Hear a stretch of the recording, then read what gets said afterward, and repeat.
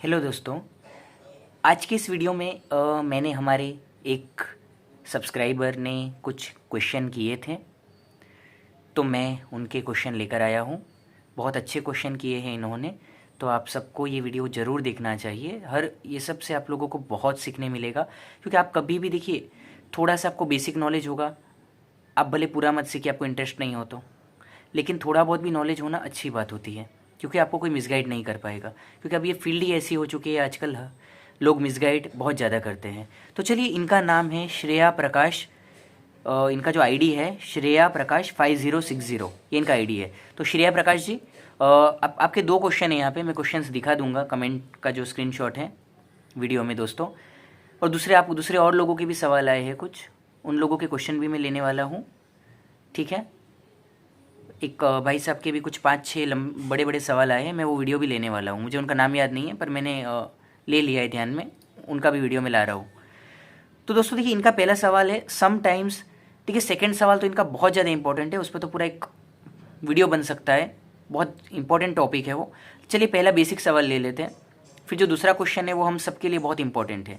ठीक है, sometimes you suggest lord Ganesh mantras for booths problems, and in your early chart analysis videos you suggested Vishnu Sahasranam recitation for it. Why this difference sir? Which one is better? देखिए, काफ़ी अच्छा सवाल किया है आपने। देखिए, कोई भी एक ग्रह है तो उनका शास्त्रों में एक ही उपाय नहीं है। जैसा कि कोई एक बीमारी है तो आयुर्वेद में उसके 100 उपाय मिलेंगे अगर आप वेद के पास जाओगे। ठीक है, इंग्लिश डॉक्टर के पास जाओगे, एक बीमारी का उनके पास अलग 10 तरह के अलग अलग मेडिकेशन आपको मिलेंगे। ठीक है, उसी तरीके से क्या है, देखिए, पहले तो गणपति जी जो है वो बुध ग्रह के भगवान हैं। तो गणपति जी का आप किसी भी फॉर्म में अगर उनको आप वर्शिप करते हो, किसी भी तरीके से आप उनकी पूजा प्रार्थना अपने दिल से उनको प्रार्थना करते हो, तो बुध के लिए आपको मदद मिलने वाली है। अब बात करते हैं विष्णु सहस्त्र नाम की। तो देखिए, बुध के लिए विष्णु सहस्त्र नाम का यूज़ किया जाता है, शास्त्रों में आता है। कई जगह पे विद्वान पंडितों ने इसका उल्लेख किया है। कई जगहों पे गुरु के लिए भी विष्णु सहस्त्रनाम का उपाय दिया जाता है। ठीक है, अब देखिए, पहले समझिए विष्णु सहस्त्रनाम क्या है। विष्णु भगवान के 1000 नाम हैं।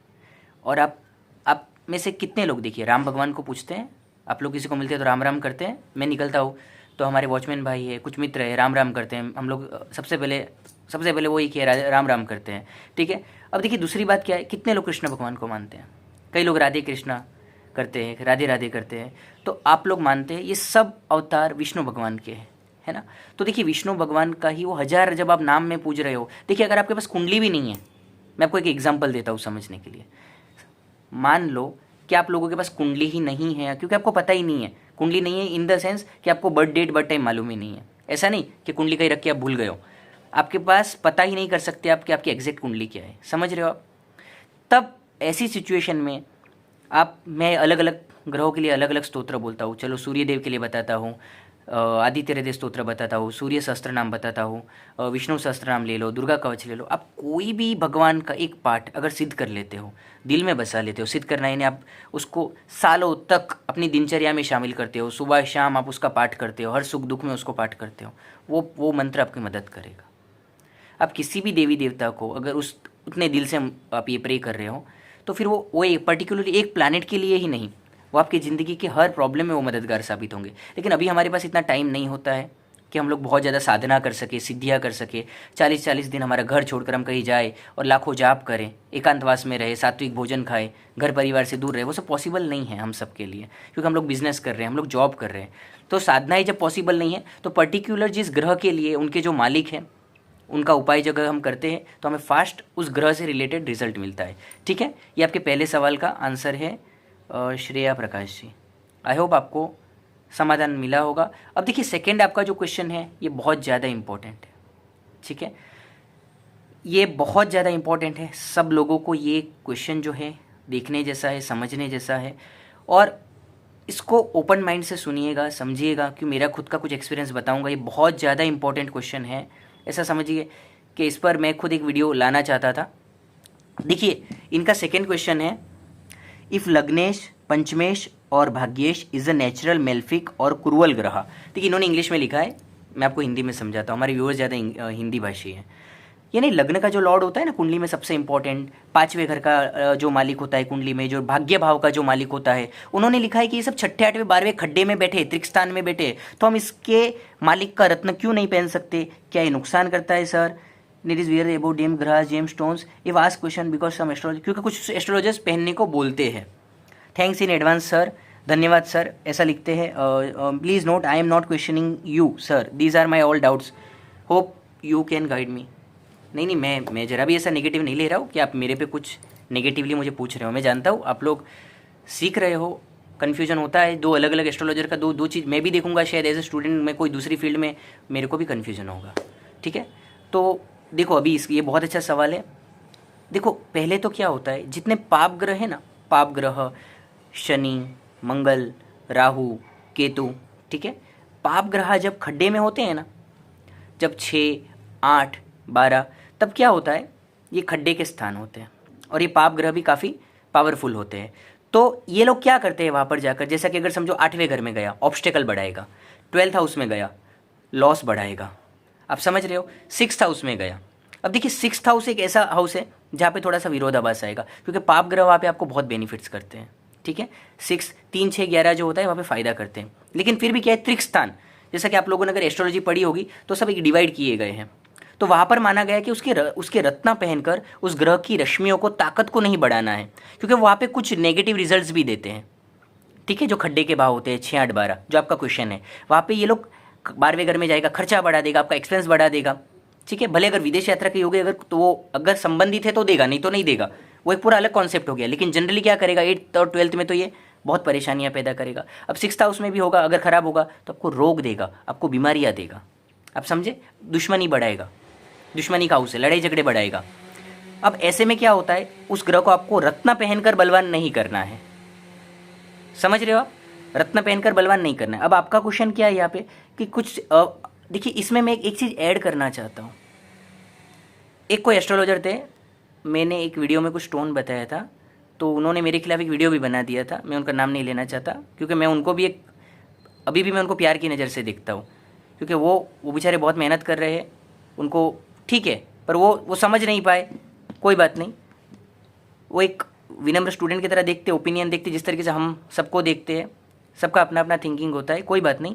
देखिए आपको मैं एक बात बताता हूँ, जब शुभ ग्रह होते हैं ना, जैसा आपका सवाल था खाली पाप ग्रह का, लेकिन जब शुभ ग्रह होते हैं, जैसा कि ये गुरु है, ये चंद्र है, जब ये खड्डे में होते हैं ना, ऐसे शुभ सौम्य ग्रह, शुभ ग्रह अच्छे स्थान के मालिक हैं, नीच के नहीं होने चाहिए, और अगर वो खड्डे में गए हैं तब कुछ सिचुएशंस में कुंडली देखने पर पता चलेगा वो किस कंजंक्शन में है, क्या है, टोटल सिचुएशन क्या है, ठीक है। लेकिन जनरली वहाँ पे शुभ ग्रह का अगर आप रत्न पहनाते हो तो अच्छे रिजल्ट्स देखने को मिले हैं मुझे, इसलिए मैं खड्डे में जब शुभ ग्रह होते हैं तभी मैं उनको बोलता हूँ। और एक बात बताता हूँ, मेरे खुद के गुरु चंद्र खड्डे में है, और ये गुरु ही खड्डे में था जो 10 साल पहले मैंने पुखराज पहना। मुझे अनेक देशों में, 20 से 30 देशों में मैं कंसल्टेंसियाँ कर चुका हूँ, यहाँ से ऑनलाइन में, अमेरिका, ऑस्ट्रेलिया, कनाडा, सब जगह से क्लाइंट्स ऑनलाइन कंसल्टेंसीज करते हैं। तो ये पुखराज पहनने के बाद मेरे को इतना अच्छा हुआ, और मेरा खुद का शुभ ग्रह होकर खड्डे में है, ठीक है। वो सब पूरा देखना पड़ता है, पूरा लग्न वगैरह वो सब पूरा अलग टॉपिक हो जाएगा। मैं एक जनरल आप लोगों को समझा रहा हूँ यहाँ पर, क्योंकि देखिए कुछ लोगों का क्या मानना है कि शुभ ग्रह भी अगर खड्डे में हो तो उसका भी रत्न मत पहनाओ, और कुछ लोग जो जानते नहीं है वो तो पाप ग्रह खड्डे में है तो भी रत्न पहनाएंगे, नीच के है तो भी रत्न पहनाएंगे, ठीक है। जो लोग नहीं मानते हैं मैं उनको अपोज नहीं कर रहा हूँ कि शुभ ग्रह खड्डे में वो नहीं मानते, नहीं पहनाना है, मैं उन एस्ट्रोलॉजर को अपोज नहीं कर रहा हूँ। लेकिन मेरी मान्यता है, मैं पिछले कई सालों से हूँ इस फील्ड में, मेरे क्लाइंट्स, मेरे हज़ारों क्लाइंट्स पूरी इंडिया में कई देशों में है, तो मेरे नॉलेज से कभी किसी को कोई तकलीफ़ नहीं हुई है, बल्कि लोगों को अच्छा हुआ है। तो जो सालों से मेरा जो एक्सपीरियंस है, मेरा खुद पर जो मेरा एक्सपीरियंस है, मैं खुद मोती निकाल देता हूँ, तो थोड़ा सा मुझे जैसा कि चंद्र जैसा मैंने कहा खड्डे में है, तो थोड़ा मुझे भी थोड़ा स्ट्रेस होने लगता है, कभी कभी थोड़ा स्ट्रेस वर्कलोड ज़्यादा हो गया तो चिड़चिड़ होने लगती है, पर मैं पहनता हूँ, मेरे को पीस रहता है, मैं ज़्यादा बेटर काम कर पाता हूँ, ठीक है। तो ये मेरा एक्सपीरियंस है, मेरे कई सालों का एक्सपीरियंस है, मेरे कई क्लाइंट्स पे मैं ये कर चुका हूँ, किसी को कभी कोई तकलीफ़ नहीं हुई है। हमारे को जो विरासत में हमें ये सीखने को मिला है तो हम फॉलो कर रहे हैं। अगर कोई और किसी और विचारधारा है वो नहीं मानता है तो उनका एक्सपीरियंस से वो अगर कर रहे हैं, नहीं मानते तो अच्छी बात है। मेरा उनसे कोई मैं यहाँ पे किसी से लड़ाई झगड़ा करने को बैठा नहीं हूँ, मेरे पास टाइम नहीं है, है ना दोस्तों। तो देखिए ये मेरा एक्सपीरियंस है, आपको ठीक लगे तो आप मान सकते हैं। मैं ये नहीं कह रहा हूँ कि मैं कुछ एक्स्ट्रा ऑर्डिनरी पर्सन हूँ, मैं जो बोलूँगा वही होगा, मैं जो बोलता हूँ वही मानना पड़ेगा। आप ओपन माइंड से देखो, आपको अगर ठीक लगे, आप सब लोग मेरे से ज़्यादा इंटेलिजेंट हो, ज़्यादा पढ़े लिखे हो, आजकल की जो नई जनरेशन है, आप लोग जज करो 4 लोगों को, आप लोग एक्सपीरियंस करके देख लो, आपको अपने आप सही पता चल जाएगा। साइंटिफिक में आजकल की जनरेशन विश्वास करती है, तो किसी को बोलने की ज़रूरत नहीं है। आप लोग खुद ट्राई करो, आपको जो सही लगे उसे फॉलो करो। सही नहीं लगे मेरे चैनल को ब्लॉक मार दो, आपको दोबारा दिखेगा भी नहीं। यूट्यूब में है ना, नॉट इंटरेस्टेड आता है। तो दोस्तों देखिए, जो आपको सही लगता है उसको फॉलो करो, नहीं लगता है उसको उड़ा दो। सिंपल है लाइफ। ये सब मगजमारी करने का, लड़ाई झगड़ा, ये सब दिमाग ख़राब करने का मुझे नहीं लगता है कि टाइम हमारे पास होना चाहिए। अपना जो टाइम है उसको कुछ ना कुछ करने में लगाइए। देखिए यहाँ पे इतना सब लोग का प्रेम मिल रहा है, इसलिए मैं सब आप लोगों के लिए सब टॉपिक्स पे इतना डीपली एनालिसिस सारी जो वीडियोस ला रहा हूँ, क्योंकि कुछ लोगों का बहुत प्रेम है, वो लोग चाहते हैं कुछ सीखना। तो ये मैं सिर्फ उन पॉजिटिवली जो इस पर ट्रस्ट कर रहे हैं उन लोगों के लिए कर रहा हूँ। जो नहीं मानते, मैं उनसे बोल ही नहीं रहा हूँ, आप मेरी बात को मानो। I am nobody for you. मैं कुछ बनना भी नहीं चाहता हूँ उन लोगों के लिए, और जिन लोगों के लिए हूँ वो लोग मानते हैं मुझे गुरु। तो ठीक है दोस्तों, तो चलिए, आई होप कि आपको समझ में आया होगा। देखिए पाप ग्रह खड्डे में शॉर्ट में लास्ट में आंसर आपका एक 1 लाइन में दे देता हूँ, नहीं पहनना है, क्योंकि वो खड्डे के स्थान को एक्टिवेट ज़्यादा कर देंगे, वहाँ पे उनका पावर वहाँ ज़्यादा बढ़ जाएगा, वो आपको नेगेटिव रिजल्ट ज़्यादा देंगे। ठीक है, तो वो स्टोन्स आपको नहीं पहनने हैं। कुछ एस्ट्रोलॉजर्स कम एक्सपीरियंस की वजह से या जेम स्टोन का कम नॉलेज होने की वजह से अगर ऐसा बताते हैं तो आप लोग थोड़ा वहाँ पर सावधान हो जाइए। हो सकता है उनके पास कुंडली का अच्छा नॉलेज है, वो अच्छा नॉलेज ले लीजिए, है ना। बाकी जो डिपार्टमेंट उनके पास नहीं है वो उनको पूछिए भी मत। चलिए दोस्तों, मिलते हैं अगले वीडियो में। एक भाई साहब के 5-6 क्वेश्चन है, उस पर भी हमें वीडियो बनाना है। इनका मैं क्वेश्चन का चार्ट आपको दिखा देता हूँ। चैनल अगर पसंद आए, चैनल को लाइक शेयर सब्सक्राइब करिए। मिलते हैं अगले वीडियो में।